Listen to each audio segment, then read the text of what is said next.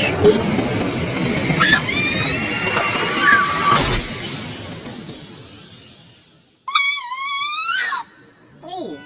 minasan, terima kasih sudah klik video ini. Oke, di video kali ini Mimin akan melanjutkan alur cerita dari anime berjudul Yusha Party wo Suihou Sareta Beast Tamer Saikyoshu Nenekomi ni Shoujo Todeo. Sedikit review singkat di video sebelumnya. Setelah berhasil mengikat kontrak dengan Sora serta Luna, Rain kembali harus menghadapi masalah baru saat ia dan kelompoknya tak sengaja bertemu dengan kelompok penjara tambang yang salah satu di antara mereka adalah seorang Beast Tamer. Umumnya, hal tersebut bukanlah masalah besar bagi kelompok Rain yang terdiri dari beberapa orang kelas terkuat. Namun masalahnya, sang Beast Tamer sebut saja Agus ternyata melakukan kontrak bukan dengan hewan, melainkan dengan seekor monster. Sehingga terjadilah pertarungan sengit di antara Rain melawan si monster serta ikut dibantu oleh Kanade. Sementara Tanya dan yang lain pergi mengungsikan para tahanan di luar. Alhasil, berada di ruangan yang sempit, mana lagi melawan musuh dengan fisik di atas manusia rata-rata, tentunya membuat posisi Rain jadi sedikit kesulitan. Tapi tentu bukan Rain Shroud namanya kalau ia tak bisa menang. Yang mana Rain kembali mengeluarkan satu skill rahasia, yakni dapat mengambil alih kepemilikan monster Agus menjadi miliknya. Dan pada akhirnya kelompok penjara tambang itu pun berhasil ditangkap dengan kartu petualang mereka disita serta dihukum dengan melakukan kerja paksa entah di mana. Akan tetapi masalah tak berhenti sampai di situ, yang mana ketika Rain sedang jalan-jalan bersama Sora serta Luna di kota, secara kebetulan mereka malah bertemu dengan seorang bangsawan sombong bernama Edgar yang begitu melihat para Sora serta Luna yang cantik yang meminta Rain untuk menyerahkan mereka berdua. Lantas, apakah Rain akan memulai konflik dengan seorang bangsawan demi mempertahankan member haremnya? Oke, seperti biasa, jika kalian suka dengan konten seperti ini, bisa klik tombol subscribe yang ada di bawah. Dan Mimin juga minta like-nya sebagai uang parkir. Tanpa banyak basa-basi lagi, langsung saja simak ceritanya. Lanjut!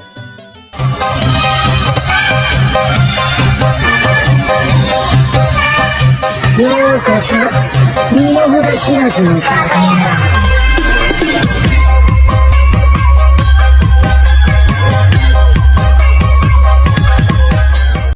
Di awal scene, terlihat kelompok Rain yang tengah dicegat oleh Edgar bersama pasukannya, di mana Edgar merupakan putra sematawayang dari bangsawan penguasa kota, maka tidak heran jika setiap keinginannya pasti akan dikabulkan oleh sang ayah, termasuk melakukan kekerasan pada rakyat jelata ataupun menculik mereka untuk dijadikan sebagai objek pelampiasan.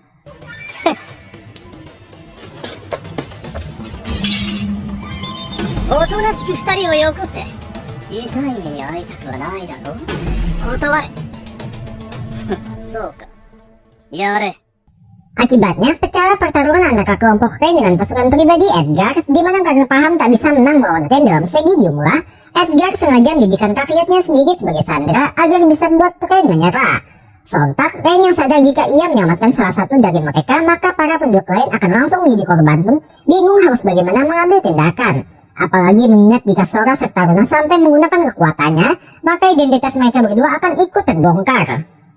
何かないのか。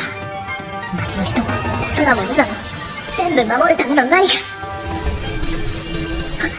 今の魔法式ファイヤーボール、これにかけてみるしかない。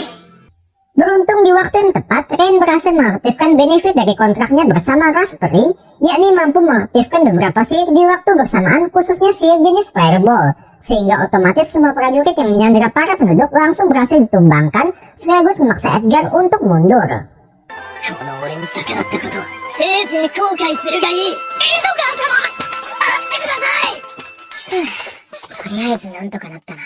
Alhasil, Rain pun seketika menjadi pahlawan dadakan atas aksi heroiknya karena telah menyelamatkan para warga.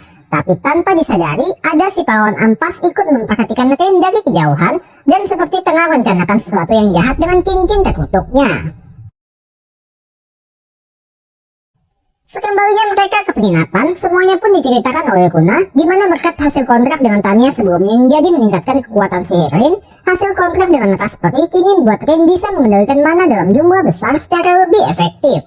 Tapi fokus Tanya justru lebih tertuju ke arah Edgar, di mana karena ia merupakan putra seorang penguasa kota, tak ada seorang pun yang berani melaporkan tindakannya. Dan sekalipun ada, pasti selalu muncul halangan yang seolah menutup-nutupi hal tersebut. Naruhodo nih. ちょっと領主の屋敷を焼き払ってくるわ。待て待て待て、うかつに手を出すのはさすがにまずい。Di titik ini, Rain pun bingung harus bagaimana mengambil tindakan. Di satu sisi, ia merasa iba terhadap nasib para penduduk, sedangkan di sisi lain, ia juga harus memikirkan keselamatan para anggota partinya.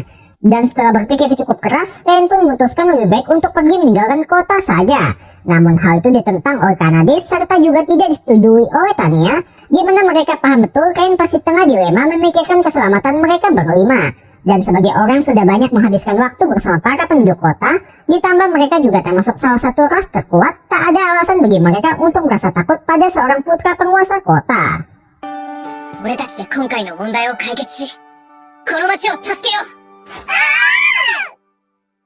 Sementara itu di kediaman Edgar, terlihat ia tengah bersama kapten kesatria kota bernama Gillette. Dan karena masih merasa dipermalukan atas kejadian sebelumnya, ia pun memerintahkan Gillette untuk menyelidiki latar belakang Rain serta memberikan uang tutup mulut supaya tak timbul masalah di kemudian hari. Dan untuk melampiaskan emosinya sekarang, Edgar pun sengaja memanggil seorang loli rubah bernama Nina untuk dijadikan sebagai samsak hidup guna membuat moodnya jadi kembali.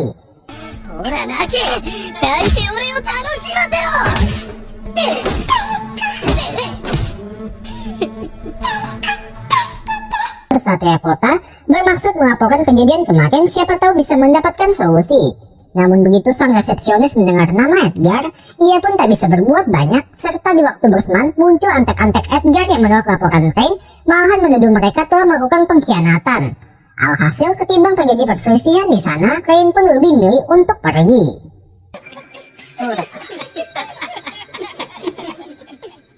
Sembari pulang dengan tangan kosong, Rain pun akhirnya mengerti kalau telah terjadi kong kali kong antara pihak kesatria dengan putra penguasa kota. Dan di tengah berpikir harus bagaimana mulai sekarang, secara tak terduga mereka malah dihampiri oleh seorang kesatria wanita bernama Stella Empress, atau lebih tepatnya seorang wakil komandan kesatria yang langsung berterima kasih atas jasa Rain sebelumnya karena telah membasmi kelompok taring hitam. Di mana meski Stella menyandang pangkat sebagai wakil komandan, tapi dirinya masih belum sanggup membereskan masalah eksternal kota, apalagi sekarang muncul masalah internal yakni kebobrokan dari kesatria kota itu sendiri. Dan begitu melihat sosok Rain serta Kanade yang sudah dikenal sebagai pembasmi kelompok taring hitam, Stella pun punya harapan kalau Rain pasti bisa membantunya memperbaiki tatanan kesatria yang sudah melenceng dari seharusnya. Akan tetapi karena pengalaman yang sudah pernah dikhianati dulu, Rain pun tak langsung percaya pada ucapan Stella, sampai Kanade notabene lebih sering diincar oleh orang yang hanya ingin memanfaatkannya pun bilang kalau dirinya tidak merasakan ada niatan jahat dari Stella. Dan berkat ucapan Kanade pula, Rain pun akhirnya bersedia untuk membantu.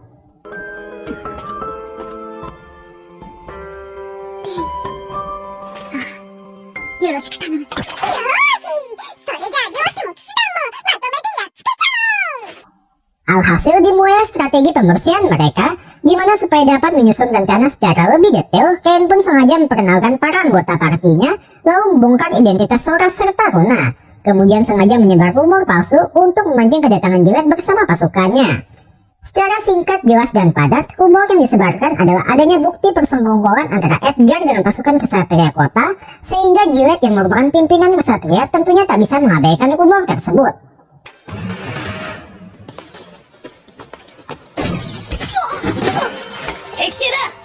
Sontak begitu menginjakan kaki ke sana, pasukan Gillette pun langsung terkena serangan kejutan berupa jarum pelumpuh dari sarung tangan khusus buatan Gans, di mana ternyata sebelum menjalankan misi, Rain sengaja datang ke toko Gans terlebih dahulu untuk mengambil barang pesanannya. Dan ketika pasukan Gillette mencoba keluar dari sana, pintu keluar langsung tertutup, lalu lanjut dibekukan oleh Sora bersama Runa di luar. Sementara untuk Tania bersama Kanade pergi ke markas kesatria dan membereskan sisanya.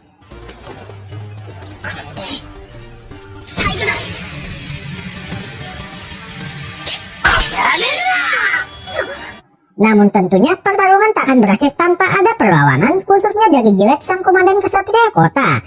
Dan disinilah Stella minta Rain untuk tidak usah ikut campur agar dirinya bisa membalikan harkat martabatnya sebagai seorang kesatria. Akibatnya terjadi pertarungan sengit antara seorang komandan kesatria melawan wakilnya, di mana karena fisik serta pengalaman bertarung Gillette yang lebih banyak, hal itu pun buat Stella jadi sedikit terdesak. Tapi demi dapat mengembalikan Gillette kembali ke jalan seorang kesatria, Stella tetap bangkit untuk melawan.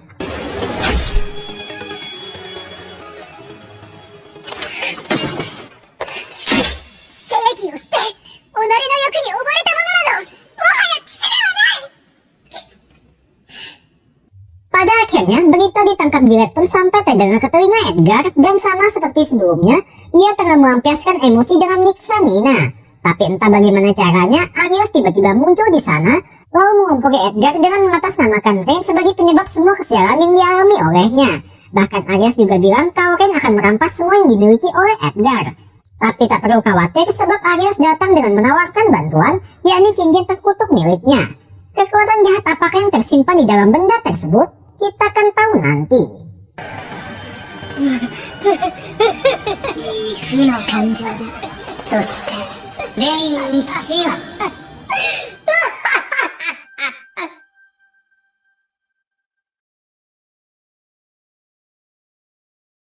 Setelah Gillette beserta anteknya berhasil ditangkap, kini giliran Edgar bersama ayahnya menjadi target penangkapan selanjutnya.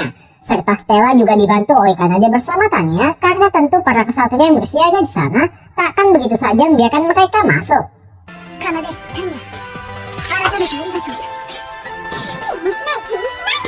ご主人様も私たちも好きでやってることだしね。では、レインの作戦通りに。Alhasil pecahlah pertarungan di pintu masuk kediaman wali kota sambil disaksikan oleh Edgar yang masih percaya diri bisa menang berkat cincin terkutuk pemberian Arios. Sementara itu di sisi lain bangunan, Triad Rain bersama Sora serta Runa sudah berhasil menyusup masuk, di mana mereka bermaksud melepaskan para penduduk yang dijadikan sebagai tawanan supaya kelompok yang tengah menghadapi pasukan di luar bisa bertarung tanpa beban. Material search. これ、前にタニアが使った魔法だ。確か魔力の流れを探知するとか。 Dengan menggunakan sihir yang sama seperti kepunyaan Tanya sewaktu tersesat di hutan, Luna sedikit kebingungan saat melihat adanya pancaran sebuah energi sihir dalam jumlah besar yang jika diakumulasikan hampir setara dengan milik mereka. Dan karena tak mungkin jumlah sebanyak itu berasal dari manusia, Rain pun menduga ada salah seorang ras terkuat ikut terkurung di sana. Sebenarnya, Rain sedikit ragu apa ras terkuat tersebut merupakan korban penculikan atau jangan-jangan merupakan senjata pamungkas sang wali kota bersama anaknya. Tapi demi ambisi mengumpulkan member harem sebanyak-banyaknya, Rain pun memilih untuk tetap menyelamatkannya, sementara Sora serta Runa diminta berpencar demi membebaskan para warga kota. 分かってる。みんなを悲しませるようなことはしない。じゃあ行動開始だ。 Alhasil tak butuh waktu lama mencari, Rain pun sampai ke sebuah penjara yang di sana ia bertemu dengan Nina atau merupakan salah satu ras terkuat berjenis Dewata. Dijelaskan sesuai namanya, ras Dewata merupakan ras yang biasa dipuja dan memiliki hubungan baik dengan manusia. Tapi semua itu sirna ketika Edgar bersama pasukannya mendadak datang, lalu menyandera para penduduk, sehingga Nina yang tak mau ada orang yang terluka karena dirinya pun terpaksa menuruti kemauan Edgar, termasuk menjadi budak miliknya.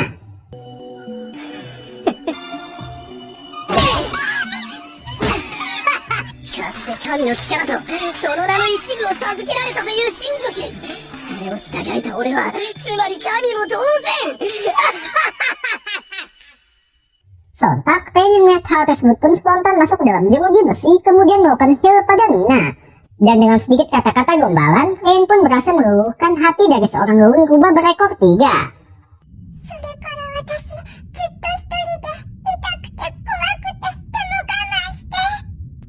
ニーナは強くて優しいんだな。そんなニーナを今度は俺が助ける。 Dikarenakan sihir perbudakan memiliki struktur yang sama dengan sihir penjinakan, Rain pun berniat menimpa kedua sihir tersebut supaya bisa melepas Nina dari jeratan perbudakan. Tapi sebagai konsekuensinya, Rain pun harus menerima rasa sakit yang amat luar biasa sampai-sampai membuat Nina jadi tak tega melihatnya. Namun lagi-lagi dengan tekad demi bisa mendapat member harem baru, rasa sakit tersebut bukanlah hambatan besar bagi Rain.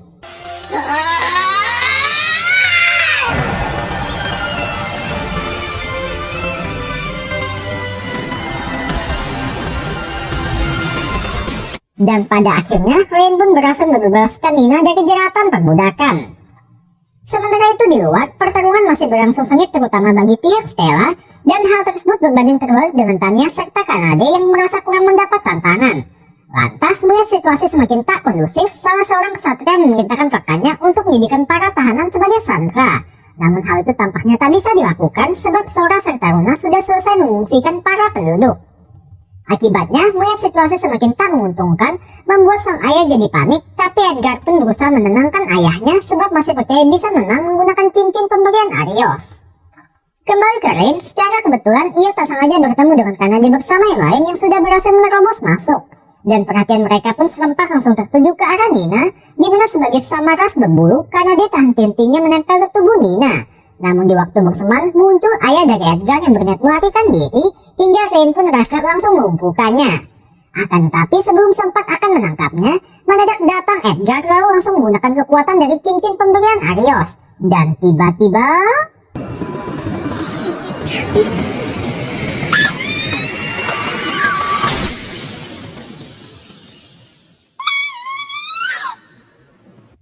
faktanya, Arios ternyata diam-diam ikut mengawasi dari luar dan mengira serangan barusan pasti sudah berhasil menghabisi musuh bebuyutannya. Pahlawan ampas itu langsung pergi tanpa mengkonfirmasi kematian Rain terlebih dahulu. Padahal sebenarnya Rain sama sekali tidak terluka, di mana ternyata hasil kontrak dengan Sora serta Runa tak hanya membuat dirinya bisa mengaktifkan beberapa shield sekaligus, melainkan mendapat kekebalan terhadap status negatif. Terbukti ketika Runa bisa melontarkan si racun pada Rain dan tuanya itu sama sekali tidak merasakan apa-apa. Gak sabar Mimin pingin lihat dapat apa lagi Rain abis kontrak sama Nina nanti. Akan tetapi kesampingan hal itu dulu, karena Edgar yang melihat serangannya sama sekali tidak mempan, mulai memunculkan emosi negatif terhadap Rain, yang hal tersebut menjadi pemicu munculnya energi jahat keluar dari cincin dan langsung menelan Edgar hidup-hidup.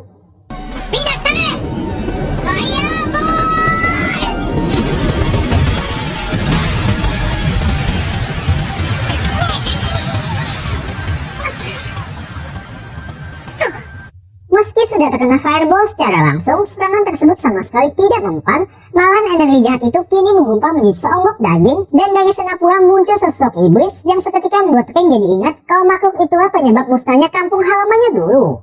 Sontak, untuk pertama kalinya kita pun akan melihat ekspresi penuh ketakutan dari Rain, yang mana makhluk itu adalah dalam dibalik meninggalnya kedua orang tua, sekaligus sosok yang harus bertanggung jawab karena telah merenggut kebahagiaan dari Rain kecil.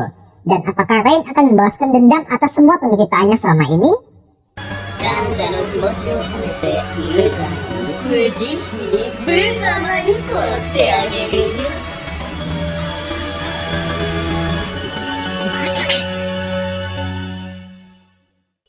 Akan tetapi sang iblis ternyata lebih memilih mengikuti nalurinya, yakni pergi menghabisi warga kota terlebih dahulu.